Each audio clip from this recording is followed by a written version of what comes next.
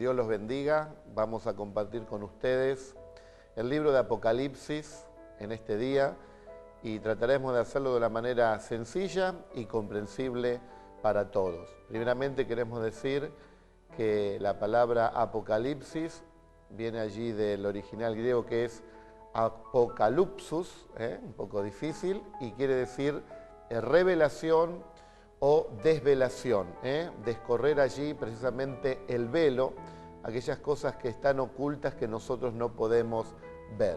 Es una revelación que le dio el Señor Jesucristo al apóstol San Juan, mientras él estaba preso por causa de predicar la palabra de Dios en la isla de Patmos.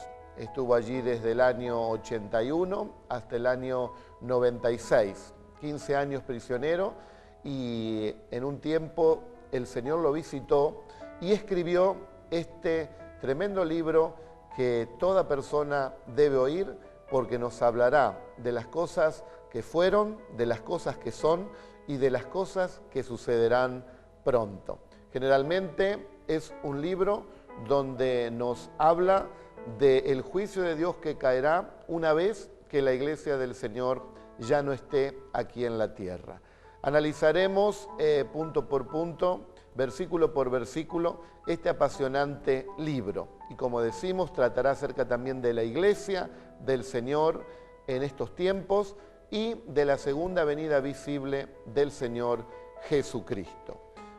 Sí, queremos también decirles que hemos tomado, mejor dicho, la posición futurista, ya que hay varias formas de interpretar el libro de Apocalipsis. Está la forma preterista, la forma espiritualista y la forma también historicista, donde cada una de ellas nos enfocan en distintos acontecimientos de la historia y muchas veces sacados de contexto lo quieren colocar allí en algunos versos del libro de Apocalipsis. O también tomarlo de una manera simbólica o espiritualizar todo, donde las personas creen que es simplemente un libro de ánimo espiritual o comparativo. El modo que nosotros lo interpretamos, como la mayoría de los exegetas, es por medio del sistema futurista, donde creemos que gran parte de este libro todavía no se ha cumplido y que de aquí a poco tiempo comenzará a desencadenarse toda esta palabra que está escrita en el libro de Revelaciones, llamado Apocalipsis. Quizás esta palabra a muchos lo asusta y creen que significa desastre, destrucción. Y como dijimos, es precisamente la revelación que Jesucristo le da al apóstol Juan para que lo pueda compartir con todas las iglesias hasta el día de hoy, porque llegó también a nosotros este tremendo libro de Apocalipsis para que podamos disfrutarlo, estar atentos y advertidos. A los que conocemos la palabra de Dios nos va a animar, nos va a alentar. A los que no lo conocen al Señor los llevará a indagar y a buscar realmente y conocer a este Salvador tan glorioso que es Jesucristo. Y a los que conocieron a Jesús, pero en algún momento se descuidaron y están lejos de Dios, será una advertencia también solemne para que vengan a los caminos del Señor. Vamos entonces a compartir este apasionante libro. En el verso 1 comienza diciendo: la revelación de Jesucristo que Dios le dio para manifestar a sus siervos las cosas que deben suceder pronto. Y la declaró enviándola por medio de su ángel a su siervo Juan, que ha dado testimonio de la palabra de Dios y del testimonio de Jesucristo y de todas las cosas que ha visto. Como dijimos, aquí nos estará hablando acerca del juicio de Dios que caerá sobre la humanidad una vez que la iglesia del Señor sea levantada. Habla también aquí el libro de Apocalipsis sobre la segunda venida visible de nuestro Señor Jesucristo y también de los juicios que caerán, sean terremotos, asteroides, tsunami, diversidad de enfermedades, la maldad que va creciendo y muchas cosas que se van a desencadenar en un momento de la historia que no falta mucho, de aquí a un tiempo. El día y la hora nadie lo sabe, pero los tiempos nos están indicando que ya ha llegado ese momento donde Dios va a juzgar a la humanidad. Sabemos que al leer el libro y al comprenderlo, nos damos cuenta que el bien triunfará sobre el mal, que Dios un día intervendrá en este mundo de una manera tremenda y pondrá las cosas en su lugar. Lo que el hombre no pudo hacer, un día Dios, créanlo, pondrá sus pies en esta tierra y Jesucristo reinará y enseñará la manera en la cual podamos vivir. Bueno, en el verso también 3 nos dice, bienaventurado el que lee y los que oyen las palabras de esta profecía y guardan las cosas que en ellas están escritas, porque el tiempo está cerca. Ahora podemos ver que hay una bendición muy especial para las personas que leen, para las personas que oyen y para las personas que guardan la palabra de esta profecía. Es un libro profético, o sea que la mayoría de las cosas que aquí narra todavía no se han cumplido. Y viene esa bendición cuando hay una disposición en nuestro corazón de poder crecer espiritualmente y prestarle atención. Aún hay testimonios de personas que fueron sanadas, bendecidas y ayudadas por Dios por el simple hecho de escuchar la palabra profética de este libro. Esta palabra guardar en el original griego es terein, que quiere decir atesorar en el interior y que produzca realmente un crecimiento espiritual.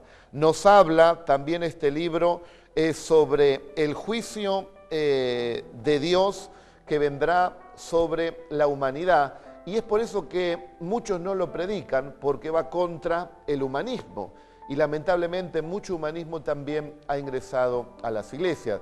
El libro de Apocalipsis es el libro menos predicado, menos interpretado, menos enseñado, y Dios quiere en este tiempo traer esa revelación para que todos podamos realmente comprenderlo. También es un libro donde nos habla que el tener el amor a las cosas de este mundo será vanidad, porque en un momento a otro las cosas pasajeras realmente dejarán de ser y no tiene ningún sentido poner la mirada en ellas. Y también el destino del diablo y los demonios que el Señor Jesucristo derrota completamente y son ellos aprisionados por los siglos de los siglos. Debido a que este libro menciona acerca de juicio, menciona acerca de no atesorar las cosas de este mundo ni afanarse por ellas, y habla de la derrota total de Satanás, es por eso que es el libro por el cual muchos no lo están predicando o enseñando, porque tira por tierra toda enseñanza falsa de prosperidad, de ostentación, de realmente querer vivir una vida acá en el mundo muy cómodo con precisamente los principios de Dios. Cuando el Señor nos dice que todo aquel que quiera vivir una vida piadosa recibirá persecución. Este es un camino maravilloso, pero no es un camino fácil ni para cualquiera. Cristo dijo que el camino es estrecho y angosto, el que va a la vida, y pocos son los que lo hallan, porque ancho y espacioso es el camino que va a la perdición. Y ustedes ven cómo está viviendo el mundo en este tiempo, pero es tiempo de volvernos a Dios. Y Dios permitió que se escriba este libro tan apasionante para entender las cosas que van a pasar pronto. No es fácil predicarlo quizás por televisión. Yo vengo de dar un seminario también en la iglesia porque debo transmitirlo de una manera sencilla y espero, bueno, que el Señor me ayude y ustedes lo puedan también comprender, porque esa es la idea. Habla de que en un tiempo, o mejor dicho, que el tiempo está cerca. Cuando habla de tiempo en griego hay dos formas. Una es por medio del cronos y otro por medio del kairos. El cronos sería el tiempo cronológico. En cambio, el kairos es el tiempo de Dios, es el momento donde Dios decide que sucedan las cosas. Por eso muchos dicen, bueno, pero ¿dónde está el Señor que no vino? Porque no es en nuestro tiempo, es en el tiempo de Dios. Y Jesucristo dejó diversas señales para darnos cuenta cuándo podría ser el tiempo donde el Señor vendría. Y al escudriñar las Escrituras nos damos cuenta que ese tiempo ha llegado. Muy bien, el verso 4 nos habla y nos dice que Juan escribe a las 7 iglesias que están en Asia: gracia y paz a ustedes del que es, y que era, y que ha de venir, y de los 7 espíritus que están delante de su trono. Fíjese que él habla de 7 iglesias y de los 7 espíritus que están delante del trono de Dios. El número 7 en la Biblia nos habla de perfección, por eso Dios es perfecto.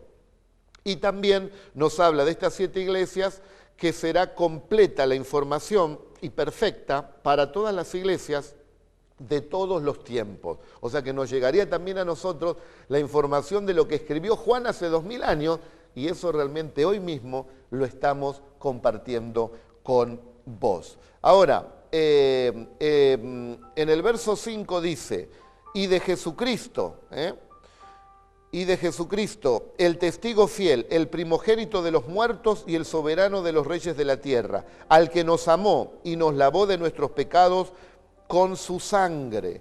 Jesucristo realmente es el que está sentado en el trono, el primogénito de entre los muertos, el que nos dio el perdón de los pecados a través del derramamiento de su sangre, y el que realmente tiene toda autoridad en los cielos y también en la tierra. Y dice que Él nos hizo, Jesucristo, reyes y sacerdotes para Dios su Padre. Muchos toman aquí este pasaje, aún la gente creyente, y dice, bueno, somos reyes y sacerdotes, estamos gobernando en este mundo.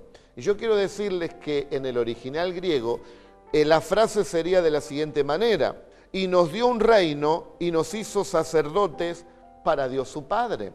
Porque realmente nosotros somos sacerdotes de Dios, porque tenemos autoridad en todo el mundo espiritual, pero no contra los hombres. No podemos gobernar, porque si no estaríamos reinando, serían presidentes cristianos, gobernantes cristianos, pero sí tenemos autoridad en el mundo espiritual, contra el mismo diablo y contra todos los demonios, porque en el nombre de Jesús tenemos esa autoridad.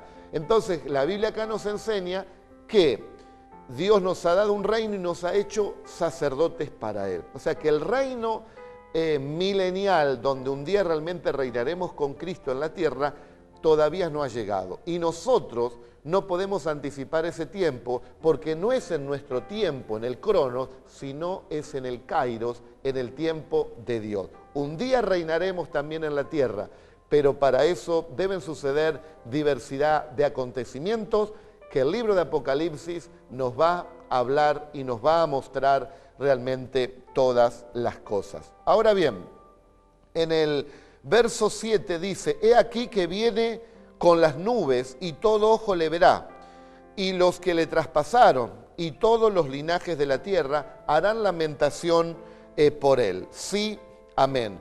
Es un paralelismo con Zacarías 12:10, donde dice, y mirarán a mí, a quien traspasaron. Y también lo que dijo Jesús cuando estaba siendo juzgado allí en un concilio donde los judíos querían crucificarle. Jesucristo les dijo, tú lo has dicho, cuando le preguntaron, tú eres hijo de Dios, y Jesucristo le dijo, tú lo has dicho, y verás al Hijo del Hombre viniendo con poder en las nubes del cielo. Cuando dijo esto Jesús, se rasgaron las vestiduras, porque Jesús les estaba profetizando que un día Él verdaderamente volvería y todo ojo le iba a ver. Esa es la segunda venida visible de Jesucristo. Un día, aún el pueblo judío que lo rechazó, verá que vendrá el Señor y harán lamentación por Él, dice, como quien pierde un hijo único, y llorarán con todo su corazón. Dirán, al que crucificamos o al que mandamos a la cruz, era realmente el Mesías, el Señor y el Salvador. Sí, querido amigo,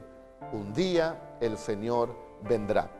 Muy bien, el verso 8 dice, yo soy el alfa y la omega, el principio y el fin, dice el Señor, el que es y que era y que ha de venir, el Todopoderoso. El verso 9, fíjese que aquí nos dice que Dios realmente, que Jesucristo es realmente Dios. Yo soy el alfa y la omega, el que era, el que es y el que vendrá otra vez. Jesucristo es Dios, es la segunda persona de la Trinidad.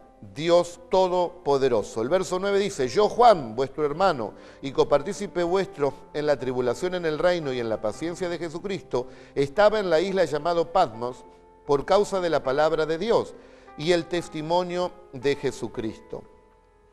Fíjese que él dice, yo estaba en la isla de Patmos. Él comienza a escribir, o sea que cuando escribe no estaba precisamente en la isla, sino que estaba a unos 35 kilómetros de allí, lo más probable en la ciudad de Éfeso. Una ciudad, lógicamente, donde él también estaba en una iglesia, la famosa iglesia de Éfeso. Hablando de la isla de Patmos, era una isla rocosa, donde estaba el apóstol Juan en la soledad prisionero por causa de la palabra de Dios. Y él mismo se presenta, fíjese, como un hermano vuestro en la tribulación. Esta palabra tribulación en el griego es slipsis y quiere decir presión, apretura, rechazos, sufrimiento, dificultades, prisión, tortura y muerte. En ese tiempo el emperador Domiciano era precisamente el que había producido una persecución tremenda sobre todo el pueblo cristiano. En el verso 10 dice, yo estaba en el Espíritu en el día del Señor y oí detrás de mí una gran voz como de trompeta que decía, yo soy el Alfa y el Omega, el primero y el último. Estaba en el día del Señor, no nos aclara qué día era, pero seguramente el apóstol San Juan estaba orando, estaba adorando a Dios y ahí es donde le vino esta experiencia tan tremenda con el Señor. Y dice, y oí detrás de mí una gran voz como trompeta que decía, yo soy el Alfa y el Omega. Comenzó a oír la misma voz del Señor Jesucristo. Dice que estaba a sus espaldas. Imagínense al apóstol Juan, solo, en una isla, prisionero, ya viejo, esperando la muerte, esperando ya que ninguna otra cosa podía venir a su vida. Sin embargo, cuando no esperaba algo glorioso, se le aparece el Señor Jesucristo y le habla, dice, él oye una voz en sus espaldas.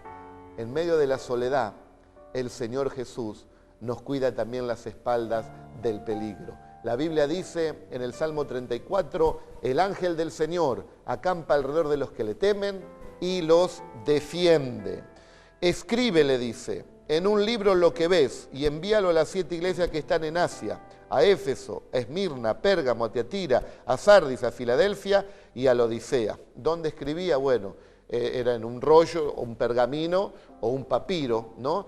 Lo interesante que esta palabra que escribió Juan, este libro de revelación de Apocalipsis, llegó hasta nuestras manos. Qué glorioso y poderoso es el Señor. En el verso 12, y me volví para ver la voz que hablaba conmigo, y vuelto vi 7 candeleros de oro, y en medio de los 7 candeleros de oro, a uno semejante al Hijo del Hombre, vestido de una ropa que llegaba hasta los pies y ceñido por el pecho con un cinto de oro. Ahora vemos aquí que aparece allí la figura, dice, semejante al Hijo del Hombre, semejante al Hijo de Dios. Tenía una vestidura larga, una túnica que usan realmente los reyes, y tenía también un cinturón de oro que habla de dignidad, que habla de realeza.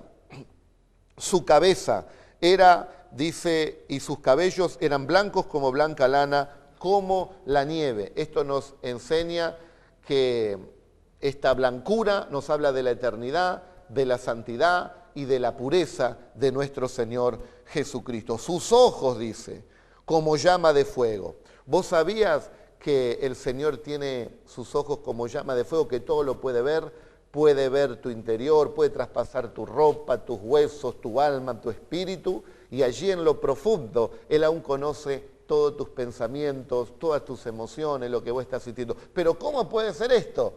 Es que Él es Dios, Él es todopoderoso, a Él sea la gloria. Creemos en un Dios muy, muy poderoso. ¿Qué más dice la Escritura? Sus pies eran semejantes al bronce bruñido refulgente. Esto nos está hablando de que Él tiene completa autoridad y poder para pisar a Satanás y a todos sus demonios. Su voz como estruendo de muchas aguas. La voz del Señor es como una catarata, es tremendo, hizo estremecer al apóstol San Juan. Tenía en su diestra 7 estrellas, de su boca salía una espada aguda de 2 filos. En aquellos tiempos había 2 clases de espada. Una era la majaira, que era una espada chica para una batalla cuerpo a cuerpo, y la otra para la batalla en el campo, o sea, en el campo de batalla, ronfaya, que esta era precisamente la espada que vio en Jesús que salía de la boca el apóstol San Juan.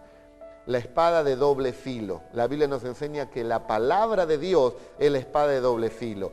Y Jesucristo tiene esa espada, que es la palabra de Dios. Imagínense que Jesús dijo, Lázaro, sal fuera, y resucitó. Imagínense en el momento de la creación, dijo Jesús, sea la luz, junto con el Padre y el Espíritu Santo, sea la luz. Y fue realmente la luz. El poder que hay en la boca del Señor, porque está la palabra de Dios. Con esa espada de 2 filos, con la palabra de Dios, es que juzgará también a las naciones, y cuando Él venga a poner orden a este mundo y a vencer a todos los enemigos que Él tiene, porque en esos tiempos, cuando Él vuelva visiblemente, habrá una hecatombe mundial, una guerra tremenda, que ya se lo vamos a estar explicando en los programas que vienen. Cuando le vi, caí como muerto, dice el apóstol San Juan a sus pies. Claro, porque él se recordaba a Jesús, él mismo escribe, nosotros vimos su gloria como el unigénito Hijo de Dios. Ellos lo vieron de carne y hueso, que caminaba, que hacía milagros, pero era de carne y hueso, eso es lo que podían ver ellos. Lo vio Juan al lado de María, allí a los pies de la cruz, que estaba Jesucristo crucificado. Y veía a un Jesús ahí que no podía realmente hacer mucho o hacer absolutamente nada, abatido, aparentemente derrotado. Entonces cuando Juan ve a Jesús, que sus cabellos eran blancos como la nieve, cuando Juan ve que los ojos de Jesús son como llama de fuego, cuando Juan ve que tenía una túnica blanca, que tenía un cinturón de oro, que sus pies eran como el bronce bruñido y que su rostro era más refulgente que el sol en toda su fuerza, cayó como muerto, se estremeció el apóstol San Juan. ¿Cómo estás viendo a Jesús? ¿Vos a Jesús lo ves crucificado? Quiero decirte que Él resucitó al 3er día y está sentado a la diestra de Dios con todo el poder y está llamando a través del Espíritu Santo en tu corazón para que recibas y seas librado de las cosas que sucederán pronto. En el verso 17 dice, y Él puso su diestra sobre mí diciéndome, no temas. Fíjese que Jesús, a pesar de todo su poder, no perdió el ministerio pastoral, porque puso la mano derecha sobre Juan y comenzó a consolarlo, porque seguramente estaba espantado de temor y de miedo. Yo soy el primero y el último, y el que vivo, y estuve muerto, mas he aquí que vivo por los siglos de los siglos, y tengo las llaves de la muerte y del Hades. Fíjese que Él dijo, el que estuvo muerto, pero que vive por los siglos de los siglos. Es el Cristo resucitado. Y como también nos confirma en Hebreos 2, 14, 15, Cristo venció a Satanás y le quitó las llaves del infierno y de la muerte. Donde ya no tiene más autoridad el diablo, no tiene más el imperio de la muerte, y ahora en Cristo ya no hay más condenación y hay salvación y hay vida eterna. En el verso 19, este verso 19 es el más importante y que debemos prestar atención. Dice, escribe las cosas que has visto. Juan escribe lo que vio a Jesús, como se los acabo de describir. Después dice, y las cosas que son. Juan comienza a relatar en los capítulos que vienen, el capítulo 2 y 3, la iglesia y las virtudes y errores de la iglesia. Pero también le dice, y las cosas que han de ser después de esta. O sea que el libro de Apocalipsis está dividido en 3. Las cosas que vio Juan, las cosas que son y las cosas que sucederán después de esta. Si tomamos ese lineamiento, no nos equivocaremos al interpretar Apocalipsis. Y el verso 20 dice, el misterio de las 7 estrellas que has visto en mi diestra y de los 7 candeleros de oro, las 7 estrellas con los ángeles de las 7 iglesias y los 7 candeleros que has visto son las 7 iglesias. Esta palabra ángel que habla aquí en el original es angeloi y significa precisamente enviado o mensajero. Que estas cartas son enviadas no a un ángel, sino a al mensajero que está en las iglesias, o sea que sería al pastor.